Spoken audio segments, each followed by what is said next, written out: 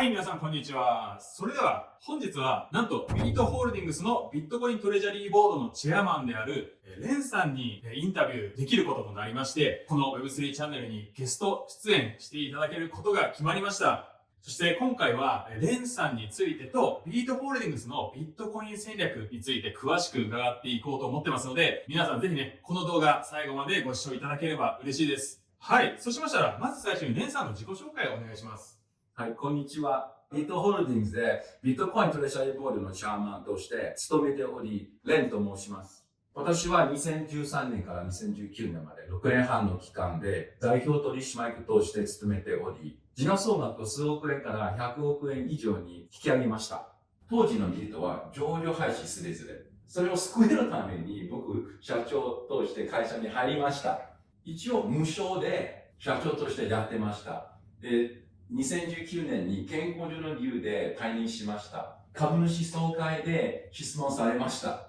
なんで給料もらってなかったのかと。答えとしてはもらいたかったんですよ。事業再生として僕、会社に入って立て直して、会社を大きくして、そして貢献につながっているの報酬もいただきたいと。最初、社長として就任するときに株主に宣言しました。もらいたかったんですけど、でも僕の計画は実行されなかった時もあって、それか、立て直しの仕事、まだ途中なので、大きな成績も出てなくて、非常に残念ですけど、ずっと給料をもらわずに退任しました。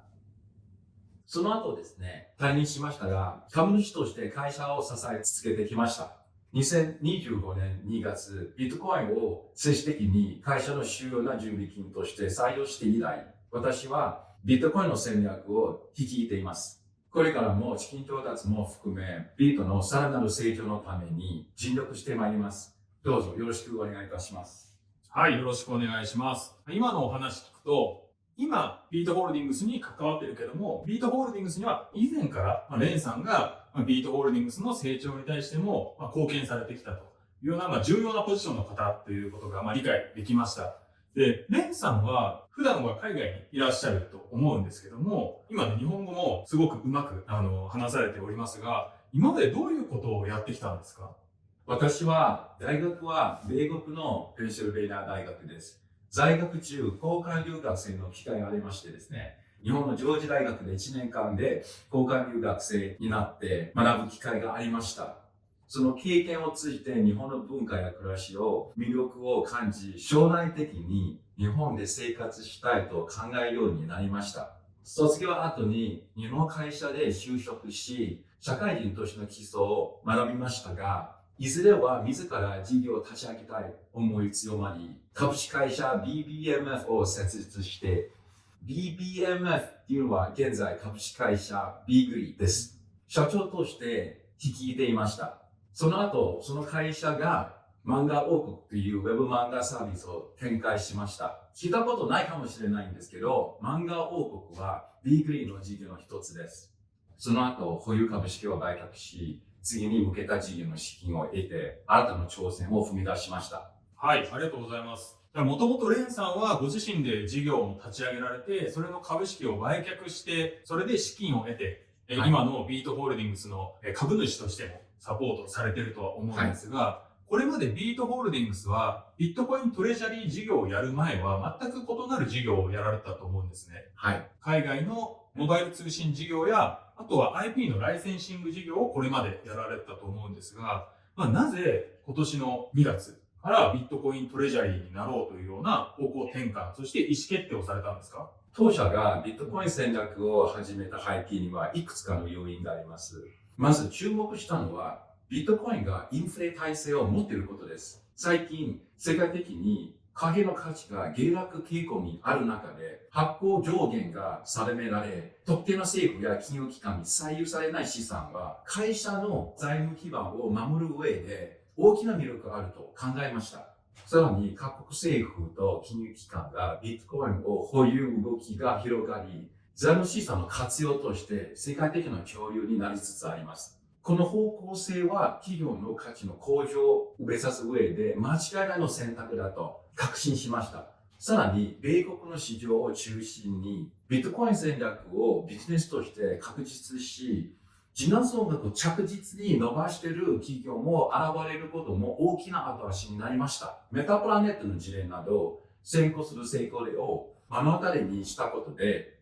ビットコイン戦略を財務に取り入れることで、企業の成長のドライバーになれると判断しました。こうした背景を踏まえ、長期的に株主の価値を高めるのには、当社としてもビットコインを財務戦略に組み込む決断を下したという経緯です。今のお話の中で、メタプラネットも事例としては出てきましたが、メタプラネットや他の日本のトレジャリー企業は、主にはビットコインの現物を買い集めていると思うんですが、ビートホールディングスさんの特徴的な戦略として、ビットコイン現物ではなくビットコインの ETF を購入しているっていうところが特徴だと思うんですが、じゃあ現物を買うんではなく ETF を購入している理由っていうのは何かあるんですか？ビートがビットコイン ETF を持っている理由は、第一に現物特有リスクを回避するためです。直接会社がビットコインを管理すると、いくつかのリスクが発生します。ハッキング、デバイスの分室と社員に不正な多様なリスクが常に付きまといます。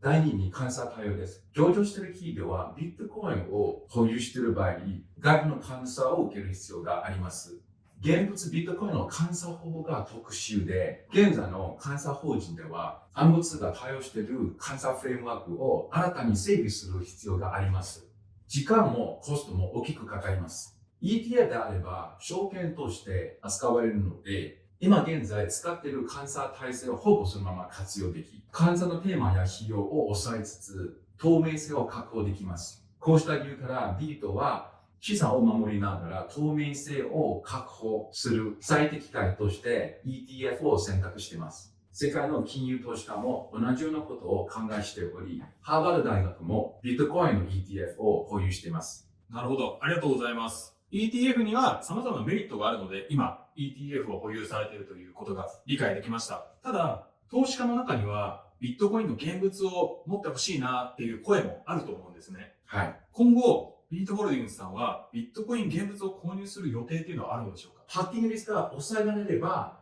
投入する可能性はあると思います。特に今、そのハッキングリスクがデバイスの紛失リスクと、あとインサイダージョブのリスクですね。社内からのリスク。っていうのは、それはほぼ回避できないようなこともあるので、そこを慎重に検討していきたいですね。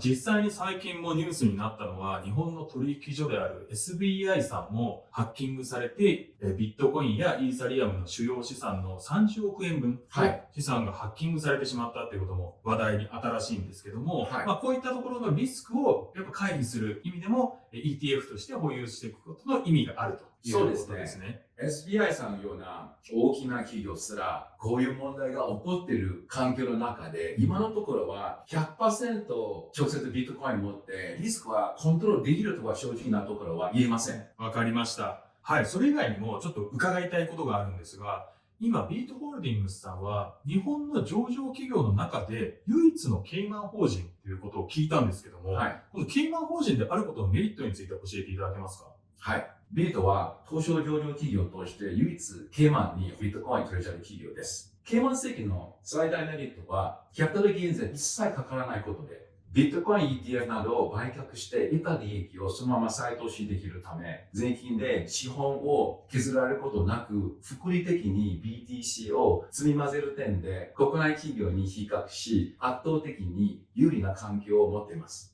確かに税制面で優遇されている点は、今後のビットコインの積み増し、運用も含めると非常にメリットがあることですね。今回、ビートホールディングスで IR 発表されていた BTC ボンドというような仕組みの最大100億円分の社債に当たるんですかね。こちらを引き受けすることが IR で発表されていました。今回ビットコインボンドを発行する目的について教えていただきたいんですけども、いかがでしょうか？今回の BTC ボンドはビットコインを計画的に迅速に購入するのに橋渡し資金として発行しました。最終的には新企業権を発行して大規模増資を行う予定なんですけど、その承認や手続きどうしても時間かかります。一方で市場の環境を見極めながら最適のタイミングでビットコインを購入するのにはあらかじめ柔軟に使える資金を確保すること欠かせません。BTC ボンドは最大100億まで再発行することも可能な仕組みで、新規予約権を発行までつなぎとして、当社の BTC 習得戦略をタイムリーに支える重要な役割を担っています。ありがとうございます。レンさんは今、ビートホールディングスのビットコイントレジャリーボードのチェアマンとしての役割を担っていると思いますが、今後、このビットコイントレジャリーボードのメンバーとして、海外の有名な方をキーパーソンとしてアドバイザリーに入っていただいたりとか、もしくは日本のそういった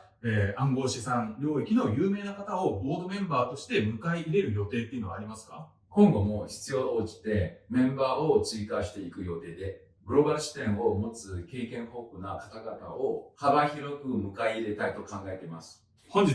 僕の方から伺いたかった内容は以上となりますが、今後もビートホールディングスはビットコイントレジャリー事業として様々な戦略を取ってかれると思います。今後資金調達のニュースだったり、重要な方がこういったボードメンバーに加わったりっていうことでいろんなニュースが出てくると思いますので、そういったためにね、また機会があれば、レンさんにぜひインタビューでお話伺えると嬉しいです。はい。それでは、ここまでインタビューでいろいろお伺いさせていただきました。じゃあ最後に、今回ビートホールディングスの株主の方も見られてると思います。そういった視聴者の方々に、レンさんの方から一言メッセージいただけますでしょうか？役の掲示板の方々から株主の皆様まで感謝しております。今、波乱万丈の市場関係を見極めながら、直感なんですけど、投資アドバイスではないんで、今がベストタイミングです。なので、僕はオールインしました。よろしくお願いします。ということで、本日はビートホールディングスビットコイントレジャリーのチェアマンであるレンさんに、ゲストとして来ていただき、貴重なね、お話を聞くことができました。レンさん、本日はインタビューお答えいただきありがとうございました。こちらこそありがとうございました。この動画参考になった方、ぜひね、いいね、そしてコメント欄にコメントください。コメント欄で質問いただいた内容とかがあれば、次回のインタビューで聞ければなと思いますので、ぜひぜひ積極的にコメントお願いします。はい、皆さんありがとうございました。